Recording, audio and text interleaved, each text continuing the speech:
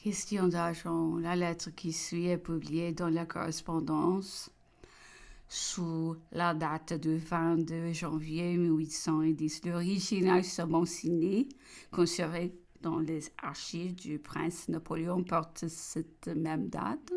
Mais il y a certainement là un lapsus calomnie du secrétaire et il faut dire 22 janvier 1811. En effet, en 1810, cette lettre n'expliquait pas plus que ce moment.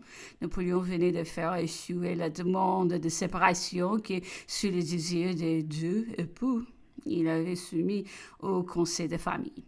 De plus, l'empereur n'avait pas renoncé à voir la réunion du roi et de la reine, et en effet, cette réunion ont lieu en avril 1810, en 1811, au contraire, après la protestation lancée par Louis le 30 décembre 1810, l'empereur s'occupa activement de régler la position de la reine et d'assurer son sort. Notre hypothèse est d'ailleurs entièrement corroborée par le rapprochement de la lettre en question et de celle adressée au comte d'Arrow, 22 janvier 1811, publiée par M. Léon Lesestre, lettre inédite, l'Occite de page 109, où l'empereur dit « Je vais faire mettre le séquestre sur Saint-Lieu, mon intention est que vous fassiez venir l'homme d'affaires de la reine Hortense et que vous lui fassiez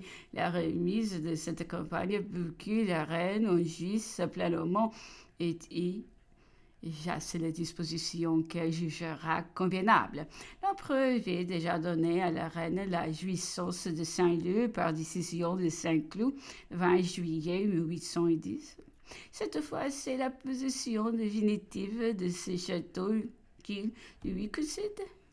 Ma fille, j'ai ordonné que l'on vous remisse Saint-Leu. Chargez votre homme de fer de prendre possession de cette campagne en votre nom et de la mettre en état. Faites faire les dispositions qui vous plaira et changez les personnes qui ne vous conviennent pas. Vous avez besoin d'une campagne, vous ne pouvez en avoir une plus agréable que celle-là, votre affectionné père Napoléon, Paris le 22 janvier 1810. Monsieur Piolo, receveur général des lots des régents de la Banque de France, nommé après le divers intendant général de la maison de l'impératrice Joséphine, avait dû suspendre ses paiement. Il se trouvait débiteur envers Hortense de plusieurs centaines de mille francs que Napoléon dut intervenir. C'est ces soucis d'argent qui se reportent la lettre inédite publiée ci-après par le décret du 26 décembre 1810.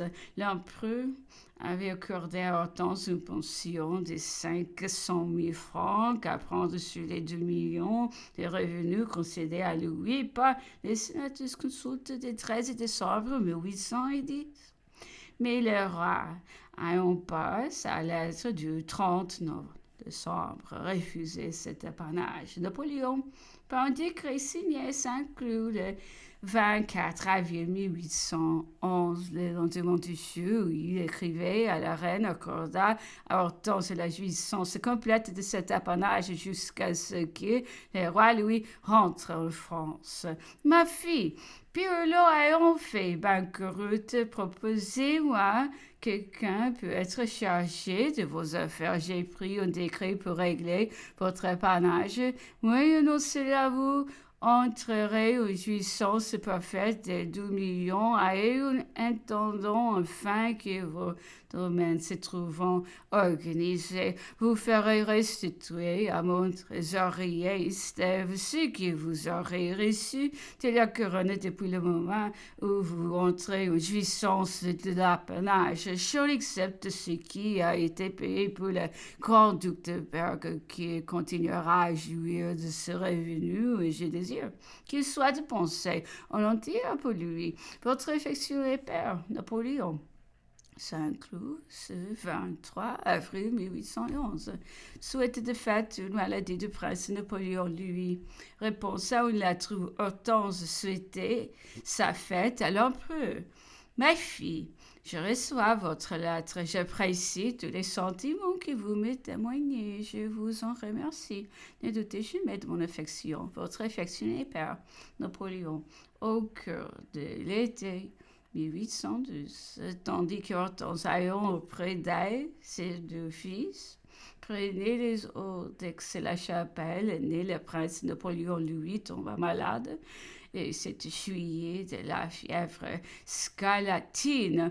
L'enfant fut en danger pendant quelques jours. C'est à cette alerte qu'il se reporta la lettre suivante.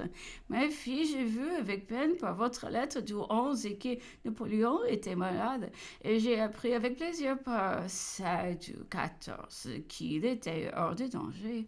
Je vais compter sur cette prompte guérison, sachant combien une mère est disposée à s'alarmer. Napoléon avait que le 29 juillet 1812. Ma fille, je vous remercie de la lettre que vous m'écriviez à l'occasion de ma fête. Je suis charmée de prendre que Napoléon est en pleine convalescence. J'espère qu'il est parfaitement rétabli. Vous connaissez mes sentiments pour vous. Ne doutez jamais de mon affection et de l'intérêt que je porte à vos enfants. Votre bien affectionné père Napoléon Smolensk, le 20 août 1812.